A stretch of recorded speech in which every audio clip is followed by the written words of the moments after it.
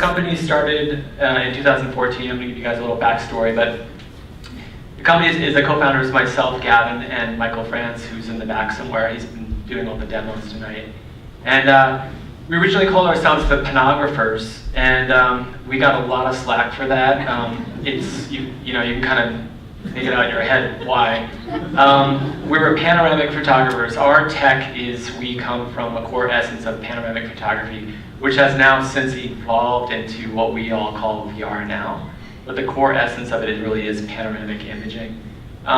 So we shortened it from panographers to Panogs. So it's panoramic photographers, panographers, Panogs. And we thought that was a nice little evolution. So then we've got a fancy logo now. Makes us feel more official. Ooh. So I just want to take you guys back in our time machine. I think nowadays we'd probably do a Tesla maybe, not a DeLorean, but. So we kind of started, both Mike and I myself started with gigapixel panoramic photography. And we started back really at the core essence of the beginning of it, which is back in 2007, 2008. And does everyone know, can I get a hand on how many people know what gigapixel panoramic photography is? Okay, so less than half of the room. Okay, cool. So basically, you know, gigapixel means that you've got more than 1 billion pixels in an image, and the way you do that is you create an array of images and then you fuse them all together. And a lot of gigapixel panoramic photographers are just sort of like a partial panorama, but we really focused on creating full spherical panoramas, which is in turn makes a good transition to virtual experiences. Now, I was introduced to Gigapan, which is actually a Portland-based gigapixel robotics company. And I was introduced to them back in 2007. There was a visual effects company called X-Red Studios. And they had put together this amazing project in Yosemite. It was a team of, it was actually like 80 panoramic photographers, all of which, half of the people in this image have all become big CEOs of major virtual reality companies. Jorgen Geertz is in there, who does Freedom 360 and a bunch of other big wigs now. And what they did was they divided up the team into 2 people. And what we did was we all had a location. You can see here there was 20 locations, and each location we had to have a gigapixel panoramic imaging system set up, and everyone had to have them set up at the same exact time. We triggered the images, simultaneously capturing overlapping gigapixels of the entirety of Yosemite Valley in hyper resolution. And then what we did was we did a lateral digital elevation scan of Yosemite Valley, and actually projection mapped all those gigapixels back onto the 3D model of Yosemite Valley, and then we unwrapped it to create the first lateral view of Yosemite Valley. So it was like a view you could never have in real life. And it was really an incredible experience for me. It really opened up my mind of sort of like the potential of technology, but also the potential when you get an amazing group of people together with amazing technology and you have a great idea. So you can see this is just sort of like at 100% from the other side, and all the detail you can see of the hikers above Yosemite Falls. So then I transitioned, fast forward to 2010, I did another project with Gigapan, and this is on the behalf of the Dalai Lama. He had approached an art historian to basically send a crew of pixel photographers to go to Tibet for several months. And what we did was we traveled across Tibet, and we basically went to these ancient towns, and we spent days inside of every room of these ancient temples capturing gigapixel panoramic photographers' images of these crumbling murals. And I'm sad to say that a lot of these murals aren't there anymore. The buildings have since fallen down. So this also exposed me to the incredible power of historical documentation through gigapixel panoramic photography. And I'm happy to announce that in the beginning of next year, Tashin is printing a very large copy-stable book of all these gigapixel prints. So please keep your eyes out for that. This is really one of the projects that gets me so excited. So in 2013, Mike France in the back, he was working for Gigapan, and he was approached by Time Magazine to climb up to the top of the One World Trade Center before it opened to the public, install a camera system, a gigapixel camera system on a jib 10 feet out from the very top. And they successfully did it. They really pulled off a miracle, and they captured a gigapixel spherical image from the top of the One World Trade Center. And this is sort of where Mike approached me. He knew I was working with Gigapan a lot, doing these other projects, and they had a real hard time basically stitching this image because they had shot it all sorts of ways. They shot one up, one down, one behind them, the building focus, the background focus. They had multiple gigapixels. And basically, it became the first trifold cover of Time magazine, which was the first. And also, it was the image was used to launch the NewTime.com website. And this is still up there. I just screen captured this yesterday. So you guys can all just Google search time.com, One World Trade Center. And it's really fun. There's all these little thumbnails, and you can click on the Statue of Liberty, and it will zoom you into all the different points of interest in Manhattan. So it's really fun to interact with. And that is how Panogs, not Pangos, Panogs was formed because Mike and I just really enjoyed our collaboration. And we said, shit, this was so much fucking fun going up there and doing this. Like, let's just do this for the rest of our lives. And so we've been rocking on ever since. So as Panogs, it was officially formed, we were approached by the Space Needle and had seen our work on time.com.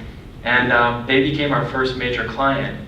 And so we basically started coming up with different interactive experiences to sort of like give the Space Needle a big upgrade because it's supposed to be it's supposed to represent technology in the future. And it was sort of like, felt like the 1970s before we got there. And so the first project we did was called Zoomable City. And we shot, just like the time.com one, we shot a gigapixel from the very top of the Space Needle. And then we created this interactive kiosk where you can kind of learn about Seattle. You can see like points of interest for Seattleites, points of interest from films that were filmed in Seattle, and just all the stuff in between. And they loved that. And then the next project we did was a time-lapse system, and it captures an image every 5 to 10 minutes, and it uploads it to a kiosk, and then you basically can interactively go and kind of like a DJ mixing a table, like scratching a turntable. You can kind of like pick a time and scratch backward and forward in time. And what's really cool about this one is they're calling it the 50-year cam. It's been up for 4 years now, or 3.5.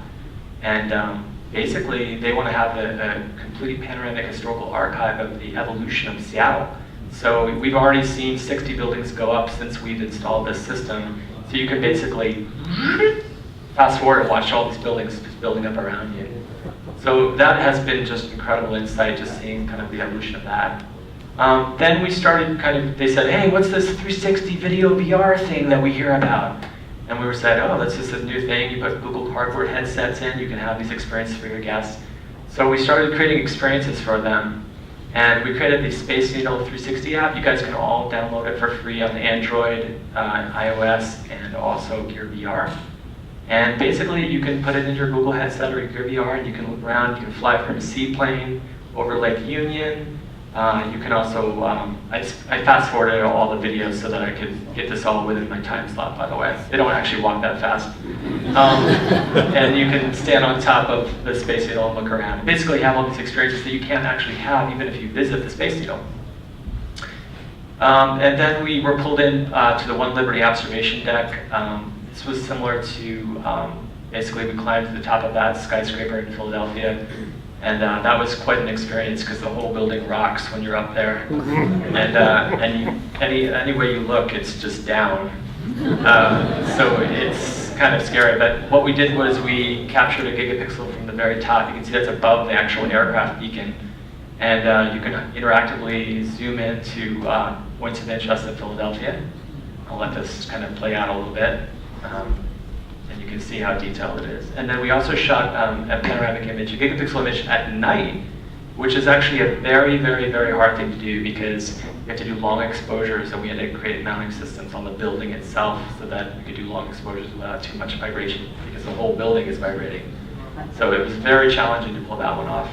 But the end result was a kiosk that visitors can go to on the top of the building and basically interact and have that experience. We also recently did, just this past year, an app for the Reunion Tower, which was basically them saying, hey, we saw the Space Needle stuff that you did. We want exactly the same thing. So basically what we did was we created an aerial experience. You can fly around the Union Tower in Dallas. And then you can also, this is one that we really enjoyed. We did a 12-hour time lapse from sunrise to sunset.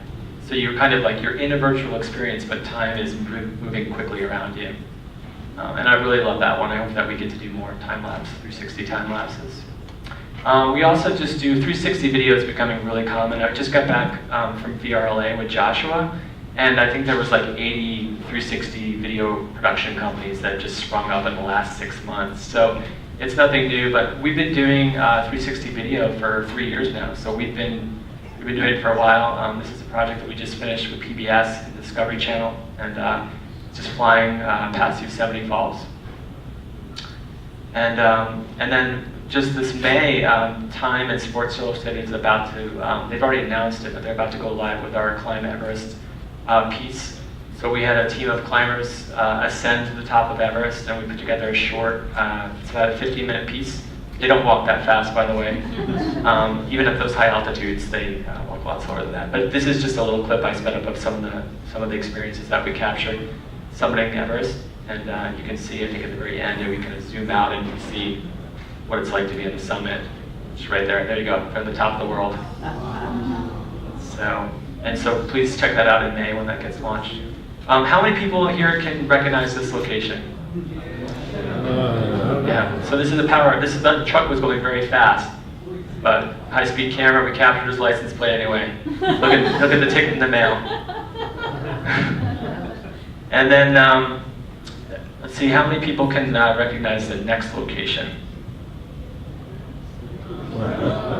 Yeah, we shot it elevated. We have a 30-foot pole, so we put the camera 30 feet up, and then we captured all the folks making their way through the little narrow space there. Another question for the audience: how many people were at TEDx this past Saturday? A bunch, like 20, maybe 10, 15 people. Okay, so we just did this really special thing this past Saturday at TEDx. I'll just let it play. 3!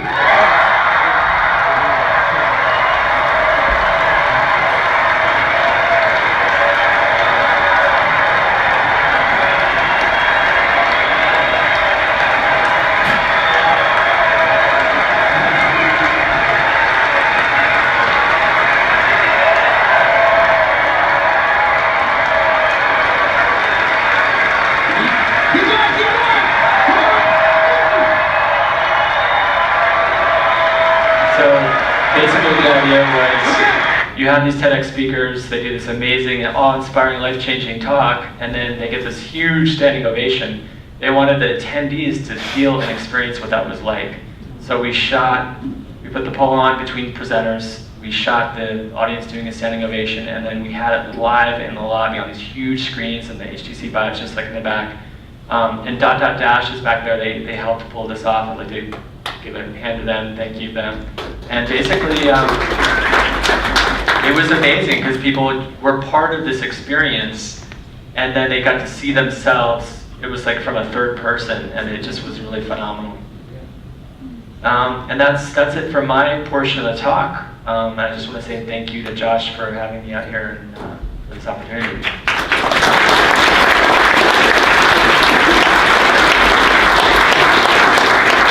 And I think well, let's because this is your portion of the talk. Gavin is also giving a very short talk for another company that couldn't be here that he's involved with called VR Drones. But before that, let's do any questions. A couple minutes of questions and answers. I think the person in the back first, and then just repeat the question. How easy is it to keep your hands on like these cameras that shoot 360 degrees, create these such clear environments that you're being able to share with us? Sure, yeah. So Gigapan Systems, they were acquired by a company on the East Coast. And you can still order the Gigapan Epic Pros, which are the kind of like the more pro versions of them. The question was, how easily can you get these camera systems? And so they're robotic mounts, but you could put any DSLR camera on them. The larger the telephoto lens, the longer it takes to take the image. So if you put a 200 millimeter telephoto on there, it'll take an hour to do the photograph. And then the problem with that is that you need the weather to remain kind of the same. If the sun goes in and out of clouds, then you'll have all these weird aberrations between the light changing and the image. But it's fairly easy.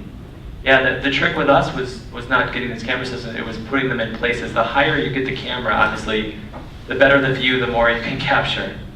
So that was always the trick for us. But yeah, they're fairly easy to get. Next question? So do you ever have to go up and take like a second capture in one of these scary places? Absolutely. We've had the Philadelphia image that you guys saw, it took us 4 tries to get it. And we had the craziest stuff happen to us. The first time there was turns out bees like to hang out and make nests on the top of some skyscrapers. And because they're attracted to the radio waves.